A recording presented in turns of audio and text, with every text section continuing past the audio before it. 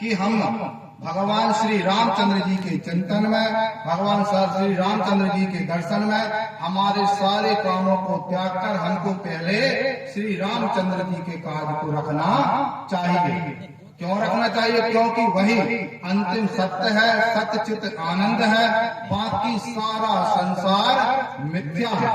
और हम उस सच्चित आनंद को तो छोड़ देते हैं, लेकिन ऐसे जगत को पकड़े हुए हैं जो कि जगत मिथ्या है। और अगर है भी तो सिर्फ हमारी जब तक मृत्यु नहीं हो रही, जब तक हमारा साथ देने वाला होता है, इसके बाद हमारा साथ देने वाला नहीं है। तो यहाँ पर लिखते हैं, धाय धाम काम सब त्यागी, सारे लोग अपने सारे कामों को त्याग कर, किसी के लिए कितना ही जरूरी काम हो, सब कामों को त्याग करो, भगवान श्री रामचंद्र जी को देखने के लिए चले जाते हैं। कैसे देखने के लिए जाते हैं? मानव रंक निधि लूटन लागी।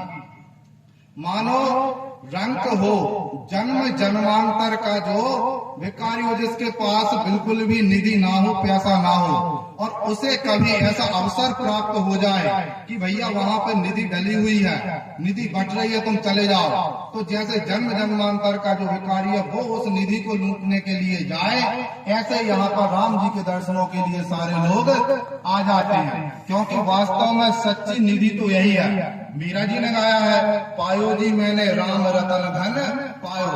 ये वास्तविकता का धन है, बाकी सब चीज है, और यहाँ का जो लौकिक धन है हमारे लिए वो सब झूठा है। सही धन तो पार ब्रह्म परमात्मा के दर्शन, उसी निधि को सब लोग लूटने के लिए आते हैं। निरख सहज सुंदर दो भाई, होई सुखी लोचन फल पाई। यहाँ पर निरख सहज सुंदर दो भाई, दोनों भाइयों के दर्शन करके, दोनों भाइयों को देख करके, और सब लोग अति आनंद में और अति प्रसन्न हो रहे हैं। क्यों हो रहे? क्योंकि भगवान की जो देह है, निज इच्छा निर्मित तनु माया गुण गौ पार, भगवान का जो शरीर है, भगवान की जो देह है, वो माया से परे है, इसलिए वहाँ पर सारे लोग प्रसन्न होते हैं। और जनक जी जैसे तक प्रसन्न होते हैं जिन्होंने वैराग्य धारण कर लिया था, लेकिन वास्तव में वैराग्य होता है संसार से।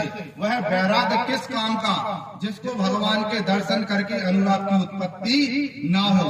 ऐसे जनक जी के राज्य के सारे नर नारी